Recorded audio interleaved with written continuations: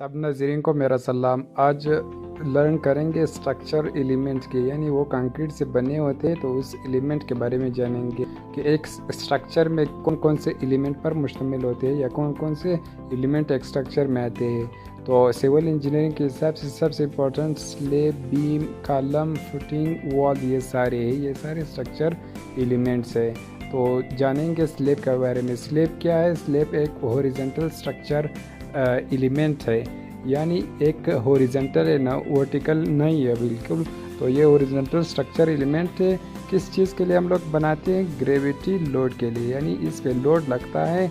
यहाँ पे अगर एक स्लेब है तो ये हॉरिजॉन्टल है, यानी यहाँ पे लोड लगता है तो टुवर्ड्स ग्रेविटी लगता है। तो ये इसलिए हम लोग डिज़ाइन करते हैं स्लेब को। लिटरल लोड भी लग सकता है, यानी इस तरह के जो लोड्स है, एक स्लेब है तो जो लिटरल लोड इस तरह भी आ सकता है। तो इसको हॉरिजॉन्टल और वर्टिकल कंपोनेंट में हम लोग डिवाइड करते हैं। तो अल्टीमेटली जो लोडिंग है वो टुवर्ड्स ग्रेविटी है, अगेंस्ट ग्रेविटी नहीं है, यानी पुलिंग टुवर्ड्स अर्थ है। तो स्लेब एक हॉरिजॉन्टल एलिमेंट है और ये ग्रेविटी लोड के लिए डिज़ाइन किया जाता है। तो दूसरा एलिमेंट है बीम, इम्पोर्टेंट एलिमेंट है बीम। बीम लॉन्ग हॉरिजॉन्टल और इंक्लाइंड मेंबर है, यानी इसका क्या मतलब है कि हॉरिजॉन्टल भी हो सकता है और बीम इंक्लाइंड भी हो सकता है। किसी भी एंगल पे हम लोग कास्ट कर सकते हैं किसी भी स्लेब को, बीम को।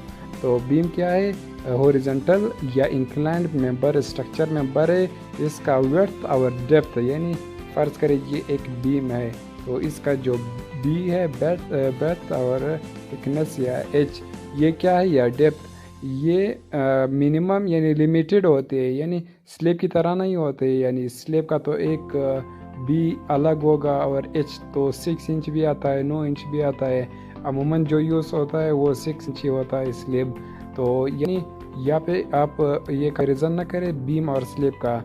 बीम में क्या है कि उसका विड्थ और डेप्थ मिनिमम लिमिटेड होता है, यानी कुछ ज़्यादा नहीं होता है। ये फंक्शन क्या है? Support load from slab. तो स्लेब से जो लोड आता है, first of all load slab पे लगता है, फिर स्लेब से लोड बीम पे शिफ्ट होता है, तो स्लेब के बाद लोड बीम पे शिफ्ट होता है, यानी स्लेब से लोड बीम पे शिफ्ट होता है। फिर आता है क्रिटिकल मेंबर, कॉलम आता है। एक स्ट्रक्चर मेंबर है, ये डिज़ाइन करते हैं कि बीम से जो लोड आ रहा है उसको रेजिस्ट करे या उसको ट्रांसफ़र करे टुवर्ड्स फुटिंग। तो कॉलम क्या है? एक क्रिटिकल मेंबर है। क्रिटिकल इसलिए कहा गया है कि अगर एक कॉलम फेल हो गया तो इससे सारा स्ट्रक्चर फेल होगा, अगर एक बीम फेल होगा तो इससे सारा स्ट्रक्चर फेल नहीं होगा। इसलिए ये एक क्रिटिकल मेंबर है, क्योंकि जो भी लोड आता है किसी भी स्ट्रक्चर में तो वो पड़ता है स्लेब से फिर बीम, बीम से फिर कॉलम, यानी सारा लोड कॉलम पे पड़ता है। तो कॉलम से यानी कॉलम एक क्रिटिकल मेंबर है और ये लोड को सपोर्ट करता है। जो लोड बीम से आता है वो सपोर्ट करता है, या डायरेक्ट हम अटैच भी होता है स्लेब से। तो स्लेब से जो लोडिंग आता है वो बीम के बाद फिर कॉलम पे पड़ता है। फिर इसके बाद आता है स्ट्रक्चर मेंबर, फुटिंग आता है। फुटिंग क्या है? फुटिंग पेड्स होते हैं या स्टिरप्स होते हैं या राफ्ट फाउंडेशन होते हैं, इसको फुटिंग कहते हैं। तो ये क्या है? ये जो टोटल ओवरऑल लोड कॉलम से आ रहा है, तो कॉलम के बाद जो लोड ट्रांसफ़र हो रहा है सॉइल से वो थ्रू फुटिंग ट्रांसफ़र हो रहा है।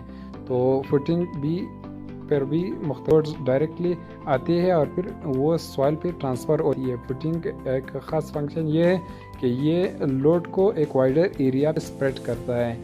फिर आता है वॉल। क्या होते हैं वॉल? पार्टीशन वॉल या वॉल किसी भी स्ट्रक्चर में पार्टीशन के लिए भी यूज़ कर सकते हैं। ये वर्टिकल प्लेट एलिमेंट होते हैं रेजिस्टिंग ग्रेविटी और लेटरल लोड, यानी लोड को रेजिस्ट करता है। तो आज का ये था टॉपिक। मैं अभी इसका दिखाता हूँ कि इसका मुख्तलिफ स्ट्रक्चर ज्योमेट्री क्या होती है। सबसे पहले है रूप है। रूप पे लोडिंग लगता है, लोडिंग फिर ये क्या है? यहाँ पे बीम होता है तो बीम पे ट्रांसफ़र होता है लोड, फिर कॉलम पे ट्रांसफ़र होता है लोड, फिर कॉलम से फुटिंग पे ये क्या है, फुटिंग पे ट्रांसफ़र होता है। वॉल के फिर मुख्तलिफ टाइप्स होती है, शेयर वॉल, ग्रेविटी वॉल, तो ये शेयर वॉल भी पे पड़ते हैं।